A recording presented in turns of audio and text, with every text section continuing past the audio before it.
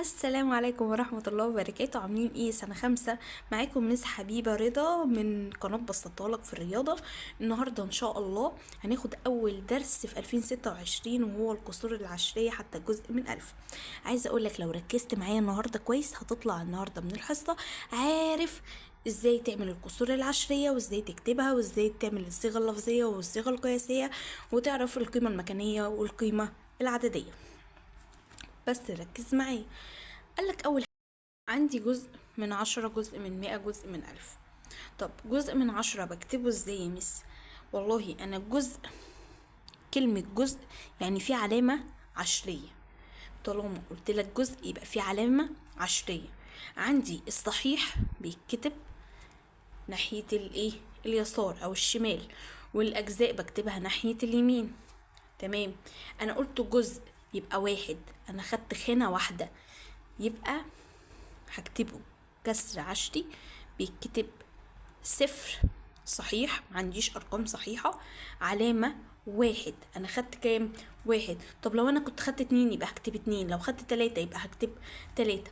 قال لي طب يا مس لو عايز اكتب كسر اعتيادي، قلت له بكتبها 1/10. ليه؟ انا الورقة دي قسمتها ل10 قطع واخدت منها واحد فقط بس يا مس. تاني، يبقى الجزء من 10 بحط العلامة العشرية بعد رقم واحد أو خانة واحدة. يبقى العلامة العشرية بتتحط بعد كام خانة؟ خانة واحدة بس. يبقى جزء من 10 العلامة العشرية بتتحط بعد خانة واحدة بس. تمام. جه بيقول لي عدد الأجزاء في الوحدة الصحيح. ثواني يا مس، أنا دلوقتي عندي ورقة أهي قسمتها ل10 أجزاء. عندي ورقة قسمتها ل10 أجزاء، يبقى أنا لما أجي أقولك عدد الأجزاء في الوحدة الصحيح هي فيها قد إيه؟ فيها كام؟ قال لي هيبقى فيها 10. 10 إيه؟ أجزاء. فيها إيه يا مس؟ 10 أجزاء. لو رسمت هرسم 10، يبقى فيها كام جزء؟ فيها 10 أجزاء. ليه؟ لأنها هي متقسمة لأجزاء من 10. طيب يا مس نفس الفكرة، جزء من 100. قالك الجزء من 100 العلامة هتتحط بعد خانتين. العلامة بتتحط بعد كام خانة؟ خانتين، وبعدها الصحيح. يبقى العلامة هتتحط بعد كام خانة؟ خانتين. ده في مين؟ في جزء من 100. طب تعالى نكتبها كده. 1/100 هتبقى 1. في عندك جزء من 10؟ لأ، يبقى 0. علامة 0. العلامة بتتحط بعد كام رقم؟ رقمين. او بعد كام خانة؟ خانتين. طب يا مس اكتبها لي كسر اعتيادي. كسر اعتيادي يعني بسط ومقام. الكسر الاعتيادي يعني بسط ومقام. اهو كسر اعتيادي يعني بسط ومقام. الكسر الاعتيادي هنا هيبقى 1/100. ليه؟ عشان انا قسمت الواحد ده ل100 يا مس. طب بيقول لي عدد الاجزاء الصحيحه في الوحده الصحيح. هنا عدد الاجزاء كام؟ هو انا قسمتها لكام؟ ل100، يبقى عدد الاجزاء يا مس 100. ممتاز. طب تعالى بقى الجزء من 1000. الألف يبقى العلامة بعد كام رقم يا مس؟ العلامة هتتحط بعد 3 خانات. العلامة تتحط بعد كام رقم؟ بعد 3 خانات. يبقى جزء من 10 يبقى العلامة بعد رقم 1.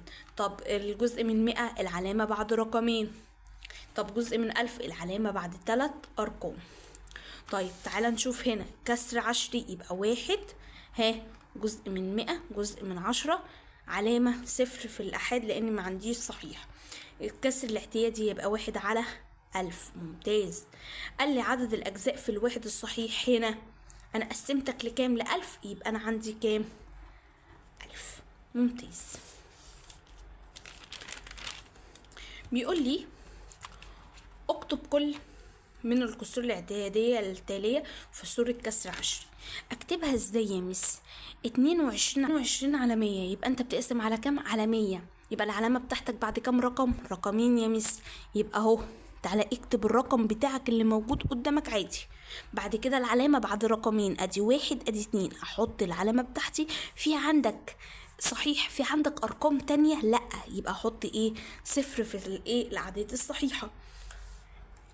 نيجي هنا 7/10. مس هو انت بتقسمي على ايه؟ على 10. يعني العلامة بتاعتك بعد كام خانة؟ بعد خانة واحدة بس. يبقى اهو هكتب الرقم بتاعي.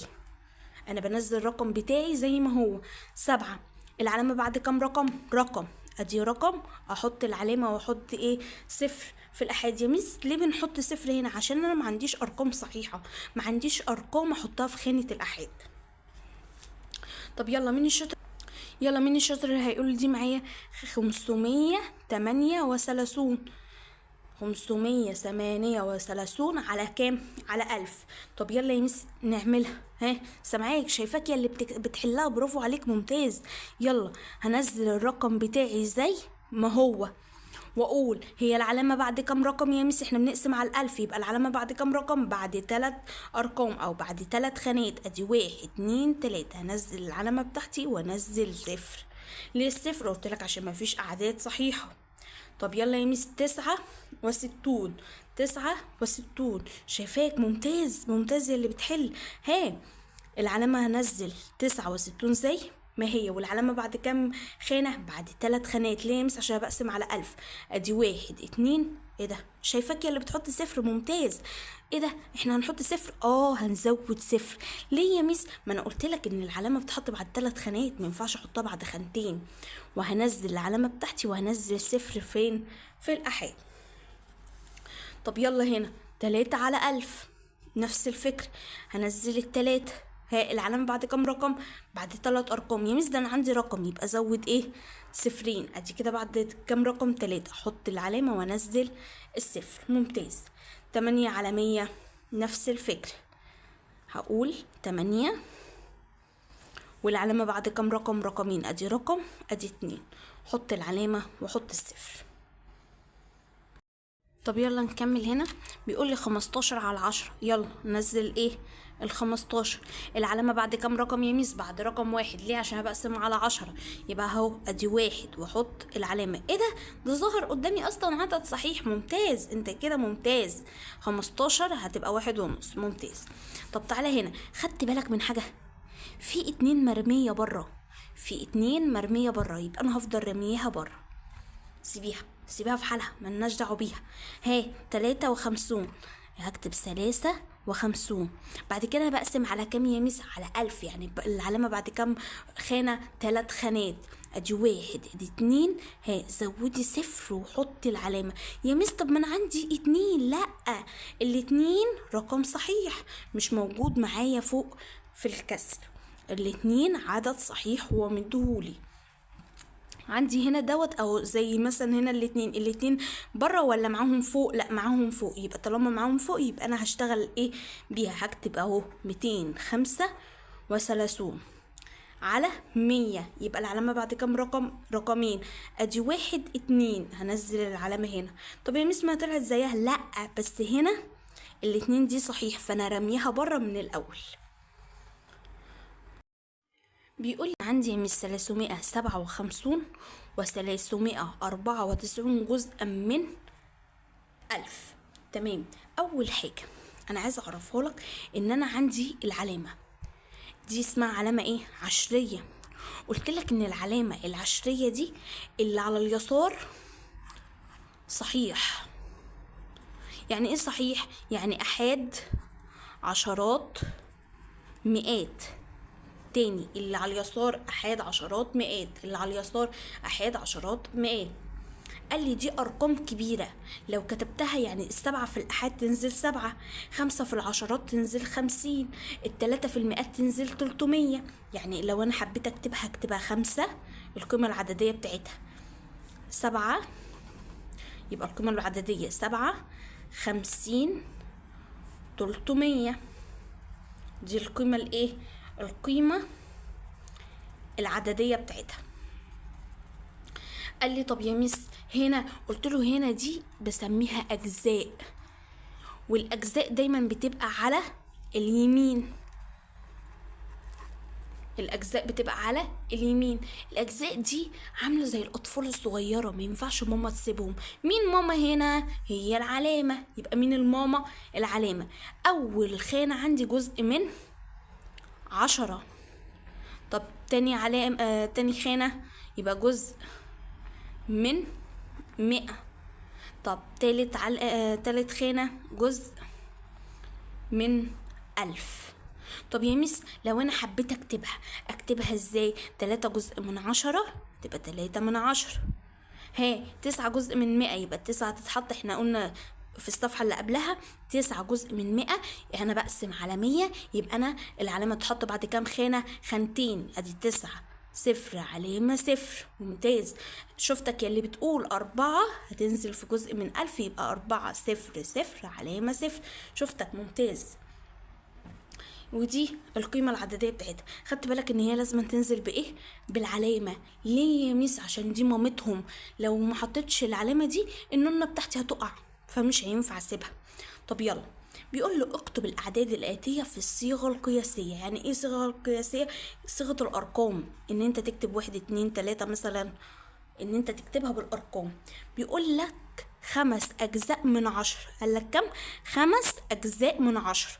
يبقى أنا هكتب 5 جزء من إيه يا مس؟ من 10. يبقى العلامة بتاعتي بعد كم رقم؟ بعد رقم واحد بس أهو. ممتاز. جه هنا بيقول لي إيه؟ طيب يا مس اكتبي 16 جزءا من 100. قال لي هتكتبي إيه يا مس؟ 16 جزءا من 100. 16 يبقى هكتب 16 هي مس جزء من ايه؟ من 100. العلامة بعد كام رقم؟ بعد خانتين او بعد رقمين. ادي 1 2، يبقى انا كده بكتب صح. قال لي يا مس 9 وايه؟ وعمل لي فاصلة. قلت له اول ما المح الفاصلة دي يبقى اللي قبل الفاصلة اعداد صحيحة. عدد ايه؟ صحيح. يبقى هكتب 9 في الاعداد الايه؟ الصحيحة. ممتاز. والفاصلة تقابلها ايه؟ علامة عشرية. الفاصلة تقابلها علامة عشرية. اهو 9 وعملت الفاصلة، واقول 20 جزء من ايه؟ من 1000.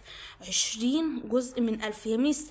جزء من 1000 العلامة بتتحط بعد كام رقم؟ 3، بس انت حطوها هنا بعد رقمين، هزود ايه؟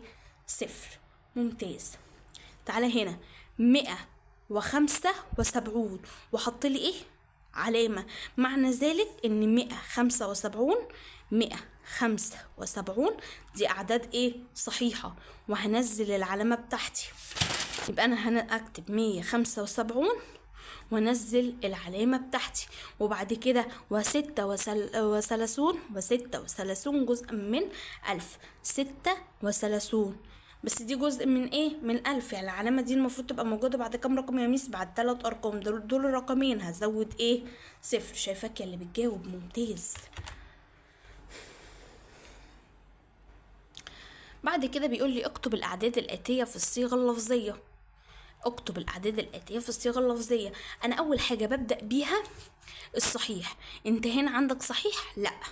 طالما مش موجود عندك صحيح عادي، يبقى خلاص هبدأ من مين؟ من الأجزاء. بس أنا بقرأها كأني بقرأ وحدات عادية. يعني أقول 300 16، يبقى هكتب كده 316 جزء من ايه؟ لازم نحط تمييزي. جزء من ايه؟ العلامة بعد كام رقم؟ 3، يبقى جزء من 1000. يلا يا مس هكتب مين الأول؟ طالما عندي صحيح يبقى هكتب الصحيح الأول. 15، يبقى اكتبي 15. وقلت لك العلامة بيقابلها ايه؟ فاصلة. العلامة بيقابلها فاصلة. وايه؟ وثلاثة أجزاء من العلامة بعد كام رقم؟ رقم، يبقى جزء من 10. يلا هنا 3 في أحد؟ لأ، يبقى 3 وإيه؟ و20. هكتب 23 جزء من العلامة بعد كام رقم؟ رقمين، يبقى جزء من 100. شايفاك يا اللي بتجاوب آخر سؤال. ممتاز. 8 ايه؟ 8 جزء من 3 أرقام، يبقى جزء من 1000. وبكده خلصنا حصتنا النهاردة يا سنة 5. ان شاء الله الحصة اللي جاية هنزل لكم تمارين وحل امتحانات سابقة ان شاء الله. ما تنسوش تعملوا لايك والاشتراك في القناة وتفعيل الجرس عشان يوصل لك كل الدروس الجديدة. وربنا معاكم. كانت معاكم ميس حبيبة رضا.